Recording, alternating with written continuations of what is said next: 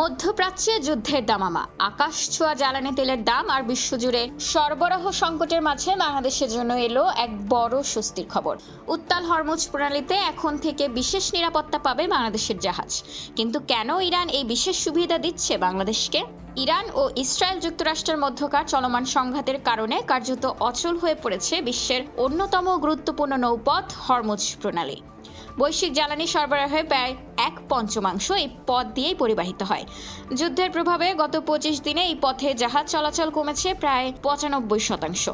যেখানে প্রতিদিন 120টি জাহাজ চলত, সেখানে মার্চ মাসের প্রথম 25 দিনে চলেছে মাত্র 155টি জাহাজ। বাংলাদেশের জ্বালানি আমদানির একটি বড় অংশ এই রুট দিয়ে আসে। যুদ্ধের কারণে সরবরাহ ব্যবস্থা ভেঙে পড়ায় দেশে জ্বালানি সংকটের আশঙ্কা তৈরি হয়েছিল।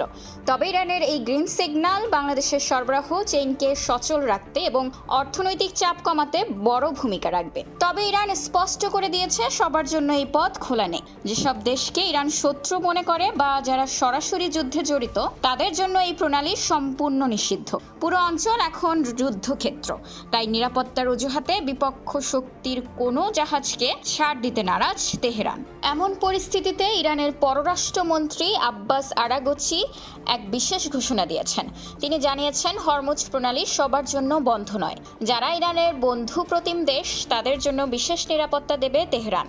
আরাগচির মতে, চীন, রাশিয়া, পাকিস্তান, ভারত এবং বাংলাদেশের মতো দেশগুলো যারা ইরানের সাথে সমন্বয় করেছে, তাদের জাহাজ নিরাপদে পার করে দিচ্ছে ইরানি সশস্ত্র বাহিনী। ভূ রাজনীতির এই জটিল সমীকরণে বাংলাদেশের নিরপেক্ষ অবস্থান আর তেহরানের সাথে সুসম্পর্ক এখন দেশের জ্বালানি নিরাপত্তার ঢাল হিসেবে কাজ করছে। তবে এই উত্তেজনা কতদিন স্থায়ী হয় আর বিশ্ব অর্থনীতি কতটা ধকল সইতে পারে, সেটাই এখন দেখার বিষয়। খোলা কাগজ, ঢাকা।